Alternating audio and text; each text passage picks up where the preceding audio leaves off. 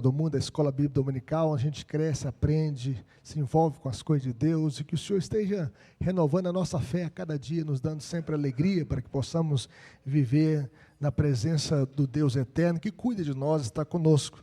É alegria ver a nossa irmã Ana, depois da segunda cirurgia, viu, dona Ana? Que bênção, que Deus continue abençoando, fortalecendo a sua vida, renovando a sua saúde a cada dia, que o Senhor continue te abençoando, viu? E nós iremos, meus irmãos, abrir a palavra do Senhor no texto em 1 Coríntios, capítulo 9, versículo 24 até o versículo 27, nós estaremos lendo juntos essa passagem. Você que está acompanhando em casa também, que você possa acompanhar essa leitura com fé e esperança. Como os irmãos vão ficar mais tempos assentados do que eu, gostaria que os irmãos se colocassem em pé. Vamos ler esse texto com alegria no coração, pedindo ao Senhor: ó Deus, fale comigo, eu quero ouvir a Tua voz, eu quero ser edificado por meio da Tua palavra, eu quero aprender sobre a autodisciplina, a chave para a vitória. E nós iremos aprofundar mais ainda esse tema nas nossas classes para a glória de Deus. Diz assim o texto sagrado, todos juntos? Não sabeis vós que os que correm no estádio, todos na verdade correm, mas um só leva o prêmio? Correi de tal maneira que o alcanceis. Todo atleta em tudo se domina, aqueles para alcançaram a coroa corruptível, nós, porém, a incorruptível. Assim corro também eu, não sem meta, assim luto, não como desferindo golpes no ar, mas esmurro o meu corpo e o reduzo à escravidão, para que, tendo pregado a outros, não venha eu mesmo a ser desqualificado. Vamos orar. Pai querido, fale conosco por meio da Tua palavra, que possamos entendê-la, Senhor, e que possamos aplicá-la na nossa vida. É o que nós te pedimos, ó Deus, de todo o nosso coração, de toda a nossa alma, que o Teu Santo Espírito, que inspirou o apóstolo Paulo para escrever essa passagem, que esse mesmo Espírito possa nos iluminar, para que possamos entender a Tua palavra, aplicá-la na nossa vida e vivê-la para o louvor da Tua glória. É o que nós te pedimos em nome de Jesus. Amém. Podeis assentar, meus irmãos. A vida cristã exige autodisciplina, sacrifício, foco, esforço. Como a preparação de um atleta que deseja alcançar um prêmio, deseja alcançar a vitória. Imagine um atleta olímpico, antes de subir ao pódio e receber a sua medalha, ele passou meses, talvez anos, se dedicando, com treinos rigorosos, renúncias pessoais, dieta controlada e esforço constante. Ele não chegou ali por sorte, aleatoriamente, casualmente, mas por disciplina. Paulo, escrevendo então aos Coríntios, ele compara então a vida cristã como esse tipo de preparo atlético, como o atleta olímpico.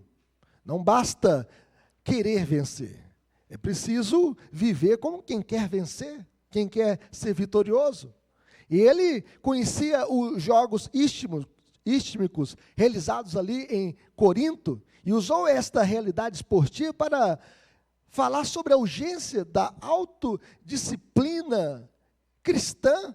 E ele ensina que, assim como os atletas se esforçam e se disciplinam para vencer e receber uma coroa passageira, os cristãos, eles devem ter dedicação, consagração, autocontrole para alcançar a coroa da vida.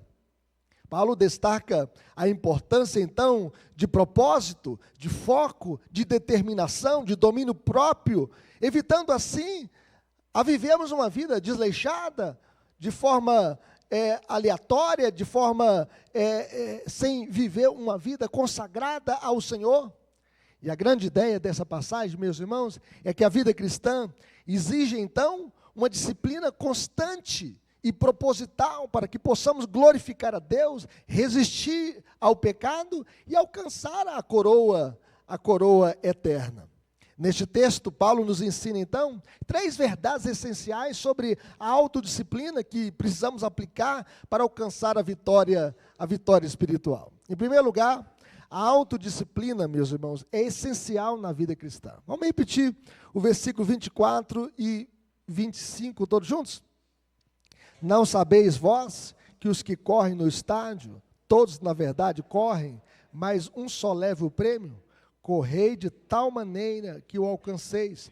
Todo atleta em tudo se domina. Aqueles para alcançar uma coroa corruptível, nós, porém, a incorruptível. Então nós podemos ver que o atleta olímpico, ele treina meses e anos por uma medalha que se desgasta com pouco tempo. Naquele tempo era uma coroa de louros, né? Ela fenecia, ela desvanecia, ela murchava. E ele então restringe a sua dieta, a sua agenda, até as suas amizades, uma amizade mais seletiva para poder atingir o seu objetivo, tudo em função de um prêmio passageiro. Paulo então usa esta imagem para nos lembrar de que nós estamos correndo, meus irmãos, por algo eterno. Nós não buscamos a coroa corruptível, mas a coroa incorruptível. Assim como o atleta não vence por acaso, você também não crescerá espiritualmente sem esforço e renúncia, sem dedicação, sem consagração. Calvino, ele chega a dizer que não é suficiente ter, uma vez entrado no caminho do Senhor, se eles não se esforçarem até atingirem a meta, o alvo. A autodisciplina é essencial para resistir à tentação, resistir o pecado e crescer em santidade. Em outras palavras, não basta começar bem, é preciso terminar bem.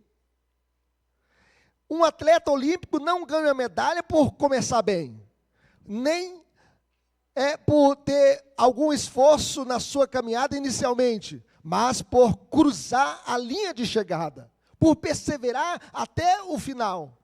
Calvino destaca que os atletas se abstinham de tudo por uma coroa corruptível.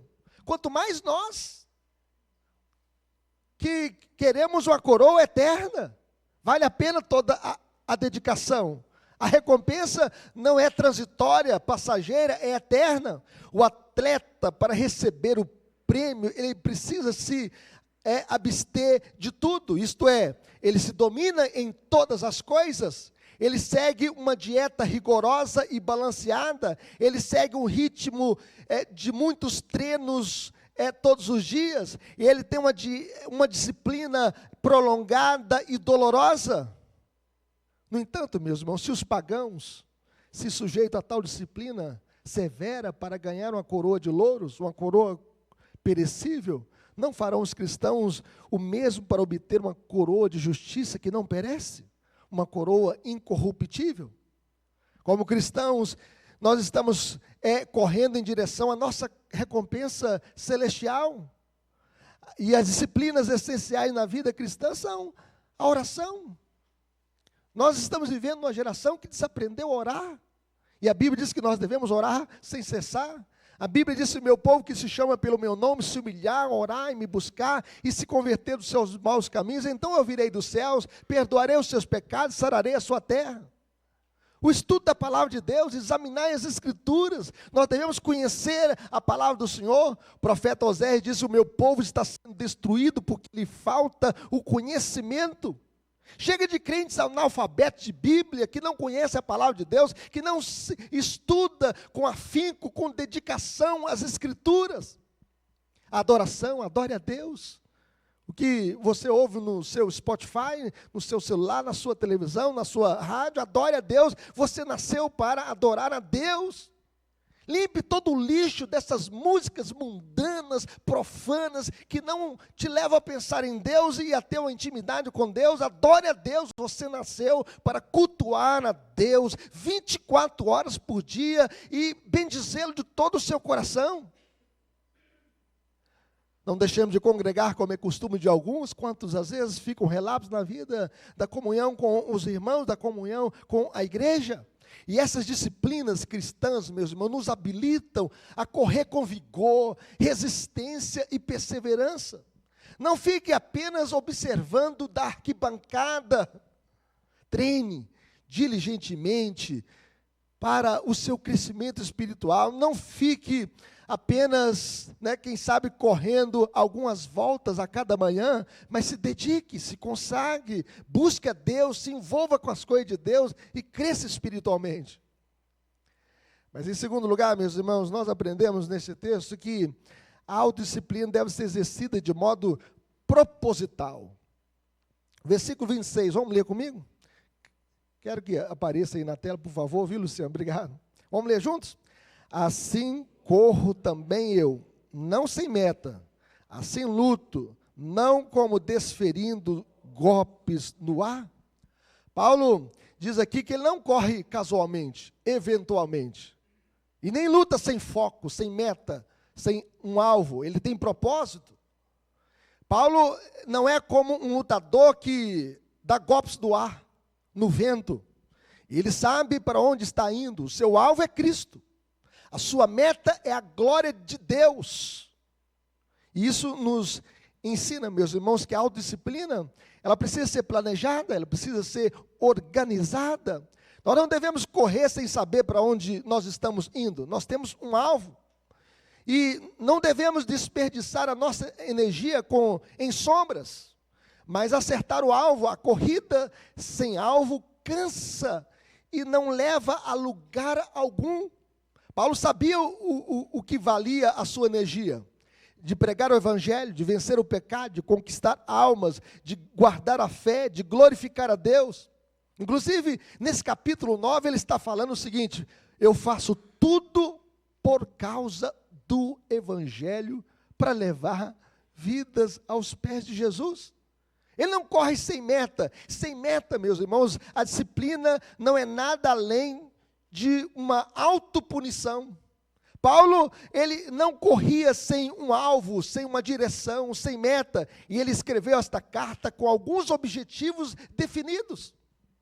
Ele escreve esta carta para corrigir as divisões e desordens na igreja. Havia uma família, a família de Cloé, que informou que havia divisões, e houve contendas tão fortes que um irmão saiu em briga corporal um com o outro. Havia contendas entre eles. E ele escreve esta carta com o alvo definido de instruir a igreja acerca do casamento. E a gente pode observar, nesse século 21, como Satanás tem atacado a família, os filhos. E nós devemos, e ele então fala sobre o casamento. Ele fala da liberdade cristã. Ele fala dos dons espirituais. Havia ali uma confusão em Corinto a respeito dos dons. Então Paulo fala a respeito dos dons espirituais. E ele fala também da ressurreição, que alguns estavam dizendo, Cristo ressuscitou, mas não há ressurreição para o crente. E aí Paulo diz, então, se os mortos não ressuscitam, então Cristo não ressuscitou. E se a nossa esperança em Cristo está apenas nesta vida, nós somos os mais infelizes de todos os homens. Então Paulo, ele tinha um alvo de instruir a igreja. Além do mais, meus irmãos, a sua principal meta era plantar novas igrejas. O cristão não corre sem meta. E quem não tem meta, não chega a lugar algum. E a igreja também presbiteriana de Lindéia tem também as suas metas. De edificar a igreja com a palavra, de plantar outras igrejas, de ganhar outras pessoas para Cristo, porque Paulo chega a dizer, ai de mim se não pregar o evangelho. Ai de nós também se não compartilharmos a mensagem do evangelho com outras pessoas. Nós não estamos correndo em círculos, meus irmãos. Nós estamos correndo para o alvo.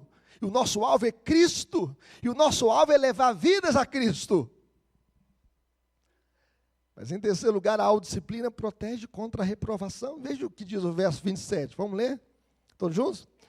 Mas esmurro o meu corpo e o reduzo à escravidão, para que, tendo pregado a outros, não venha eu mesmo a ser desqualificado. Paulo foi um grande pregador do Evangelho, foi o maior escritor do Novo Testamento. 50% do Novo Testamento são escritos de Paulo, 13 epístolas que ele escreveu, e ele fala, eu esmurro meu corpo. Paulo sabia que, mesmo sendo um apóstolo, ele poderia fracassar, se não tivesse domínio próprio. O maior inimigo seu é você mesmo. Não é o seu irmão, o seu vizinho, o diabo. O maior inimigo é você mesmo. É o seu eu. É a sua carne. Você é o seu maior inimigo. E é por isso que a gente precisa buscar a Deus o autocontrole. O autocontrole na nossa vida. Aqui está a alma da autodisciplina cristã, o domínio do eu. Stanley chega a dizer o seguinte: tudo do eu, nada de ti, Senhor. Algo do eu, algo de ti. Nada do eu, tudo de ti. É o segredo da autodisciplina, é o domínio do eu. Paulo sabia que se deixasse a carne governar, poderia ser desqualificado, mesmo tendo pregado a muitos, mesmo tendo sido o maior plantador de igrejas do seu tempo. Essa é uma advertência séria, meus irmãos, para nós. Não basta servir, ensinar, cantar, liderar, se não houver autodisciplina, santidade.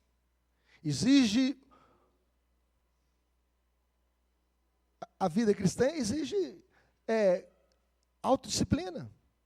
E aqui nós podemos ver, se não houver autodisciplina e santidade, existe o risco real da reprovação. Esmurrar o meu corpo. Olha a expressão que ele usa, bem forte, esmurrar o meu corpo.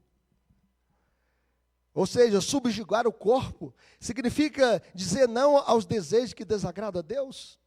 Subjugar o corpo significa colocar o espírito acima da carne. Subjugar o corpo significa ser radical contra o pecado. Nós não podemos domesticar o pecado na nossa vida. O pecado tem que ser odiado. O pecado é toda falta de conformidade com a lei de Deus ou transgressão da sua lei.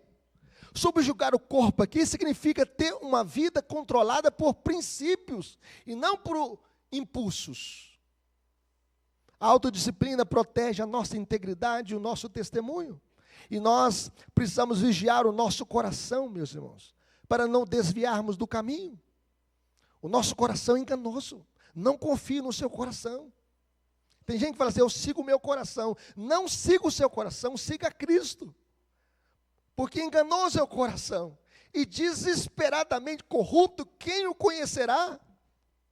Nós devemos mortificar a nossa carne. A nossa carne milita contra o espírito contra a carne, porque são opostos entre si. E sem autonegação, não há como seguir a Cristo e ganhar a coroa eterna. É por isso que Jesus disse: alguém quer vir após mim, a si mesmo se negue, tome a sua cruz e siga-me. Negue a você mesmo, negue o seu eu para seguir a Cristo, que Cristo seja a pessoa mais importante na sua família, mais importante nos seus sonhos, mais importante nos seus planos, mais importante em suas metas, que Ele seja a pessoa mais importante na história da sua existência.